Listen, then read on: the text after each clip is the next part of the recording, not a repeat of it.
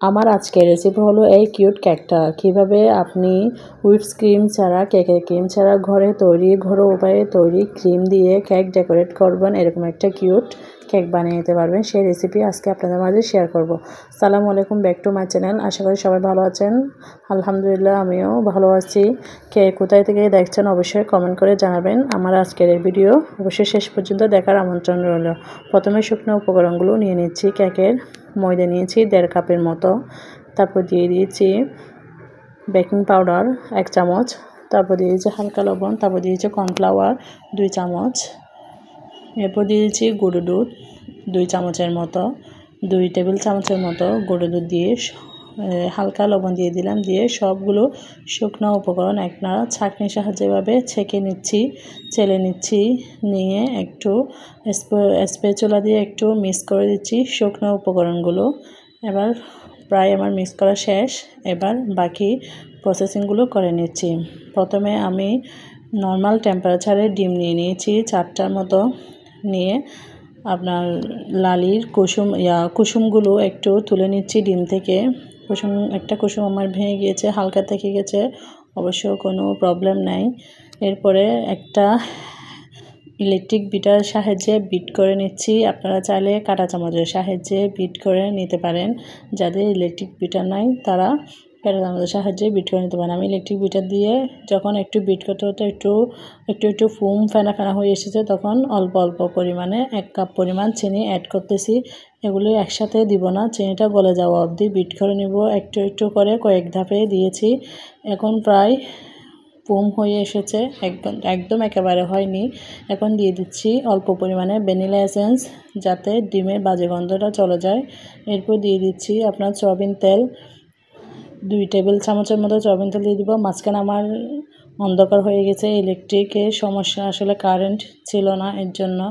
এরপর আবার সবগুলো উপকরণ দিয়ে বিট করে নিচ্ছি যতক্ষণ না ফোম হওয়া অবধি পর্যন্ত বিট করে নিব।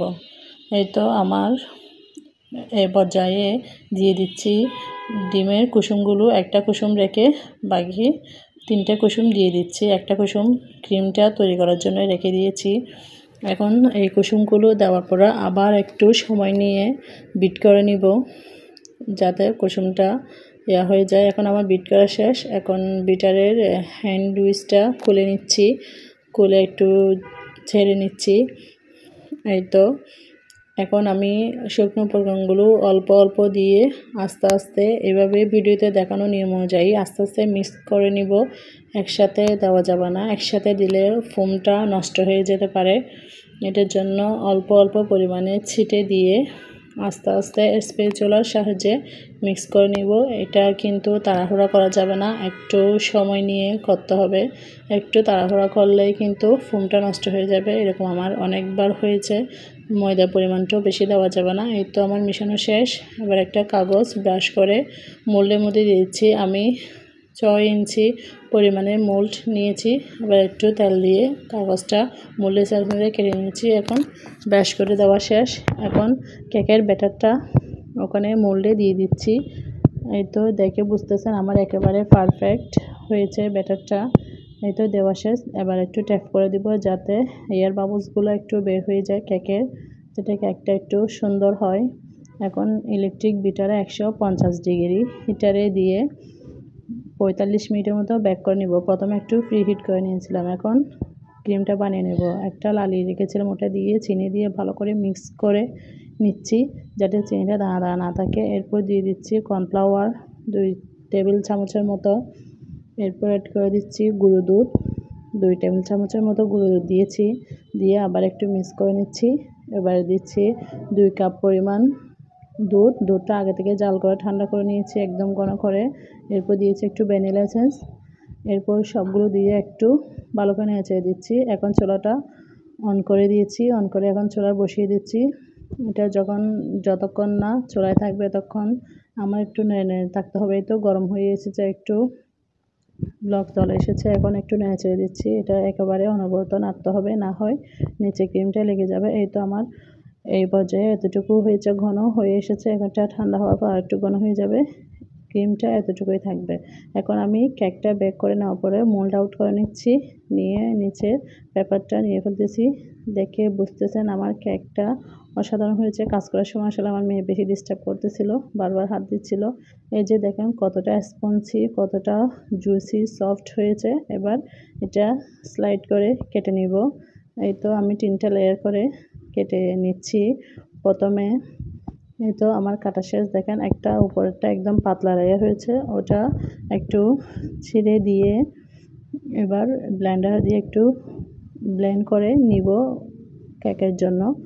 একটু ওখানে সবুজ কালার দিচ্ছি, সবুজ কালারটা দিয়ে তো ব্লেন্ড করা শেষ। এবার আর 2টা স্লাইড প্রথমে কেকের বোর্ডের উপর রেখে মিল্ক পাউডার দিয়ে দিচ্ছি, মিল্ক সিরাপটা দিয়ে দিচ্ছি। মিল্ক সিরাপটা ভালো করে দিয়ে তারপর উপরে একটু কেকের যে ক্রিমটা তৈরি করেছিলাম ওটা দিয়ে একটু স্প্রেড করে নিচ্ছি। একটা লেয়ার দেওয়া শেষ, আরেকটা লেয়ার দিয়েছি, বসিয়ে দিয়েছি একটু একদম সমান করে। তার উপরে দিয়েছি মিল্ক সিরাপটা, চারপাশে স্প্রেড করে দিচ্ছি। এরপরে আবার দিয়ে দিচ্ছি কেকের ক্রিমটা ভালো করে স্প্যাচুলার সাহায্যে একটু স্প্রেড করে চারপাশে একদম সমান করে দিচ্ছিলাম। এক পাশে একটু আমার উঁচু নিচু আপ ডাউন হয়েছে, ওটাতে একটু ক্রিমটা একটু বাড়িয়ে দিয়ে একটু সেট করে নিয়েছি, বা চারপাশে একটু ক্রিম লাগিয়ে দিচ্ছিলাম। ডাইনিং টেবিলটা ঘুরিয়ে একটু চারপাশে একটু ঠিক করে নিচ্ছিলাম। একেবারে পারফেক্ট করে আমার এখন দেওয়া শেষ, পারফেক্ট। এখন ওই যে ব্লেন্ড করা গুঁড়িটা কেকের চারপাশে লাগিয়ে দিচ্ছি। এই যে কীভাবে হাতের সাহায্যে আস্তে আস্তে এভাবে লাগিয়ে দিচ্ছি। এই তো আমি বোর্ডটা আবার পরিষ্কার করে নিয়েছি, একটা পিপিতে নিয়ে এভাবে একটু ক্রিম কালার সবুজ কালার দিয়ে এভাবে কালারিং করে নিয়ে উপরে একটু লেয়ার দিয়ে দিয়েছি। এবার একটা টুথপিক দিয়ে সাহায্যে এভাবে করে ডিজাইন করে নিচ্ছি। এই তো আমার ডিজাইন করা শেষ। যে ক্রিমগুলো ছিল আমার একটু পাশে আরেকটু দিয়ে দিলাম, দিয়ে আরেকটু সুন্দর করে ডেকোরেশন করে নিলাম। এই তো আমার সিম্পল একদম সাদাসিধে একদম ঝামেলা ছাড়া এই ছোট্ট কিউট কেকটা কার কেমন লেগেছে অবশ্যই কমেন্ট করে জানাবেন। অনেক সুন্দর হয়েছে আসলে দেখতে, কিন্তু মাশাআল্লাহ খারাপ না। এটা খেতেও কিন্তু অনেক স্বাদ ছিল। এবার দেখেন ঘুরে ঘুরে দেখাচ্ছি। এই তো এবার একটা নাইকের সাহায্যে কেটে নিব। এই মুহূর্তে আপনাদেরকে কেটে দেখাচ্ছি আমি। দেখেন কেকের ভিতরে লেয়ার আর ক্রিমটা কতটা জুসি হয়েছে। আসলে ভিডিও করার সময় এরকম যে হয়, হঠাৎ করে হাত থেকে উল্টে